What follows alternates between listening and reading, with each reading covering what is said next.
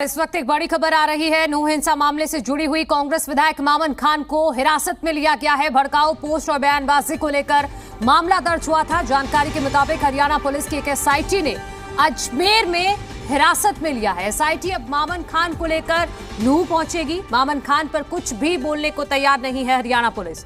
तो ये इस वक्त की सबसे बड़ी खबर अपने दर्शकों को बता रहे हैं। नूह हिंसा मामले से जुड़ी हुई ये बड़ी खबर है। मामन खान को, जो कांग्रेस के विधायक हैं फिरोजपुर झिरका से, जी मीडिया संवाददाता आदित्य हमारे साथ जुड़ गए हैं। आदित्य, कहां से गिरफ्तारी हुई है? क्या ये भड़काऊ पोस्ट जो की गई थी उसको लेकर ही ये गिरफ्तारी है? बिल्कुल, देखिए, अभी तक जो जानकारी मिल रही है उसके अनुसार अजमेर से जो स्पेशल इन्वेस्टिगेशन टीम थी हरियाणा पुलिस की, उसने मामन खान को गिरफ्तार किया है, हिरासत में लिया है और अभी फिलहाल नूह लेके आने की तैयारी चल रही है। मामन खान को लेके बहुत सारी बातें और उस दौरान जो भड़काऊ पोस्ट किए गए थे हिंसा के दौरान या हिंसा से पहले, उन सभी को लेके मुकदमा दर्ज है, जिसको लेकर कहीं ना कहीं ये कार्रवाई जो है वो हरियाणा पुलिस के द्वारा की गई है।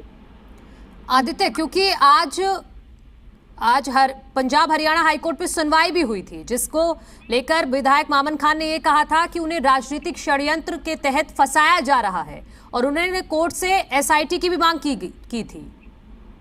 बिल्कुल, देखिए, नूह हिंसा में जो पूरा मामला था उस दौरान हरियाणा पुलिस ने 2 बार मामन खान को समन भी किया था। मामन खान पुलिस के सामने पेश नहीं हुए थे और उन्होंने हरियाणा कोर्ट के सामने केस ट्रांसफर की अपील भी दायर की थी। अपील पर अभी सुनवाई बाकी थी, लेकिन जिस तरीके से उनका अभी फिलहाल गिरफ्तारी या हिरासत में अभी उनको लिया गया है, इसलिए उनको कहीं ना कहीं नूह की तरफ लेके जाया जा रहा है और वहां पर पूछताछ होगी। तो कल किस वक्त कोर्ट में पेश किया जाएगा? क्योंकि गिरफ्तारी के बाद जो आगे की कार्रवाई है वो कोर्ट है। बिल्कुल, कोर्ट में फिलहाल 11 बजे के बाद का समय बताया जा रहा है, जब मामन खान को कोर्ट के सामने पेश किया जाएगा और संभवतः, क्योंकि नूह में कुछ समय पहले ही माहौल अशांत हुआ, उसको देखते हुए कहीं ना कहीं पुलिस जो है वो कई कड़े कदम उठा सकती है। तब तक विधायक मामन खान को कहां रखा जाएगा? क्योंकि अगर गिरफ्तारी हुई है तो उसके बाद कम से कम नूह मेवात में हालात ना बिगड़े, तो ये इसका भी ध्यान रखना होगा पुलिस को। बिल्कुल, कहीं ना कहीं जिस तरीके से अभी कुछ महीने पहले ही नूह में इतने हालात जो थे वो खराब हुए हैं, उसके बाद कहीं ना कहीं अब पुलिस बहुत अलर्ट मोड पे, और यही कारण है कि ये जो गिरफ्तारियां, चाहे वो मोनू मानेसर की हुई हो या उसके अलावा मामन खान की गिरफ्तारी हुई, उसको लेकर पुलिस जो है वो बहुत अलर्ट पर रही है और कहीं ना कहीं जो जानकारी है वो उसी हद तक बाहर आने दी गई है जिस हद तक पुलिस को किसी भी तरीके से कानून व्यवस्था पे कोई भी सवाल न लगे। बिल्कुल, इससे पहले भी आदित्य 2 बार नोटिस दिया गया था मामन खान को, लेकिन मामन खान पूछताछ के लिए नहीं पहुंचे, वो सीधा कोर्ट पे पहुंच जाते हैं और उसके बाद अब ये गिरफ्तारी हुई है। तो आगे अब मामन खान के पास और क्या क्या ऑप्शंस हैं?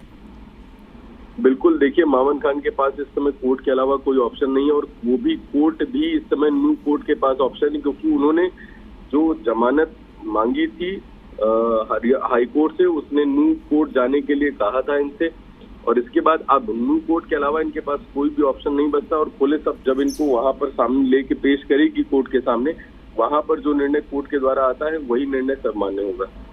हाँ बिल्कुल आदित्य, और इस लिहाज से आप बता रहे हैं कि कोर्ट ही एक रास्ता है, तो कल कोर्ट में पेशी होगी, उसके बाद शनिवार और रविवार पड़ जाता है, यानी कि अभी फिलहाल मामन खान को फौरी तौर पर तो कोई राहत नहीं मिलने वाली है।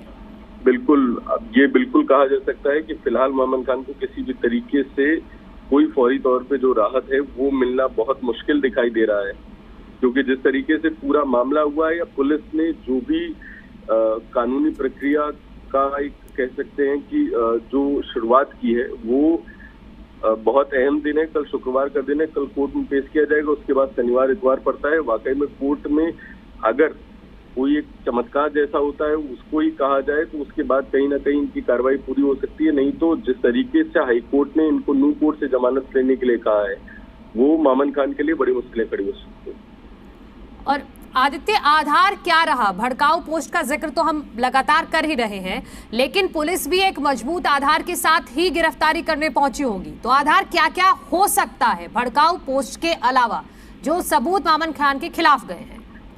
देखिए, सबसे बड़ी बात थी कि नूह हिंसा मामले में मामन खान को हरियाणा पुलिस ने 2 बार समन किया था समन यानी पूछताछ के लिए बुलाया था, जिसमें मोमन खान पुलिस के सामने पेश नहीं हुए थे। और जब पुलिस समन करती है और उस समय आप पेश नहीं होते तो कहीं ना कहीं आपको फिर अपने बचाव के लिए कोर्ट का ही रास्ता देखना पड़ता है। मोमन खान बचाव में हरियाणा हाईकोर्ट के सामने जो केस ट्रांसफर था उसकी अपील दायर करने गए थे, जहां पर अपील पर सुनवाई बाकी थी और हाईकोर्ट ने उनसे कहा था कि आप न्यू कोर्ट से ही जमानत दे सकते हैं। तो कहीं ना कहीं पुलिस की पूछताछ से अनदेखी उनको थोड़ी सी भारी पड़ी, ये कहा जा सकता है। और उसके बाद जिस तरीके से अब उनको वाकई में अब पुलिस के सामने भी जाना पड़ेगा और कोर्ट के सामने भी जाना पड़ेगा, ये दोनों चीजें उनके लिए अब मुश्किल खड़ी कर सकती हैं। बिल्कुल मुश्किल तो खड़ी हो गई है कांग्रेस विधायक मामन खान के लिए। आदित्य, अजमेर से हिरासत में लिए गए हैं मामन खान। अजमेर में वो कहां पे थे, वहां पर क्या कर रहे थे, पुलिस को कैसे जानकारी मिली, पुलिस मामन खान तक कैसे पहुंची? बिल्कुल, देखिए अभी तक जो बताया जा रहा है उसमें मामन खान को पुलिस ट्रैक कर रही थी लगातार। उनकी जो लोकेशन मिली है अजमेर, वहां पर अजमेर क्योंकि एक बड़ा केंद्र है, वहां पर वो वहां पर पहुंचते और एसआईटी उनको वहीं से गिरफ्तार करती है। इसके अलावा पुलिस अभी तक किसी भी तरीके की कोई जानकारी देने में बच रही है, क्योंकि जिस तरीके से ये पूरा मामला रहा है, पूरी नू हिंसा के दौरान जिस तरीके की कार्रवाई पुलिस ने की है उसमें किसी भी तरीके की बयानबाजी या किसी भी तरीके के आधिकारिक बयान से पुलिस जो है वो बचाव करती दिख रही है। आदित्य, पहले नू हिंसा मामले में ही एक बड़ी गिरफ्तारी होती है, हालांकि वो नू हिंसा से जुड़ा हुआ नहीं केस था जिसमें मोनू मानेसर की गिरफ्तारी हुई है, और अब मामन खान को हिरासत में लिया गया है। तो हम ये कह सकते हैं कि हरियाणा सरकार मजबूती के साथ नू हिंसा के जो आरोपी हैं उनको अब धीरे धीरे शिकंजा कस रही है उन पर। और लगातार जी मीडिया अपने दर्शकों को बताता रहा कि किस तरीके से लगातार एफआईआरों की संख्या बढ़ती जा रही थी और जो गिरफ्तारियां हुई पूछताछ के लिए उनकी संख्या लगातार बढ़ती जा रही थी। एक समय ऐसा भी था जब आंकड़ा 290 के पार था।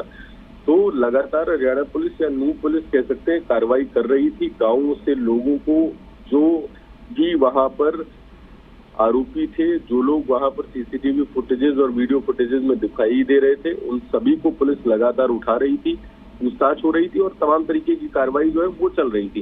जो इन्वेस्टिगेटिव टीम थी वो लगातार गांव-गांव घूम रही थी और लोगों की शिनाख्त कर रही थी।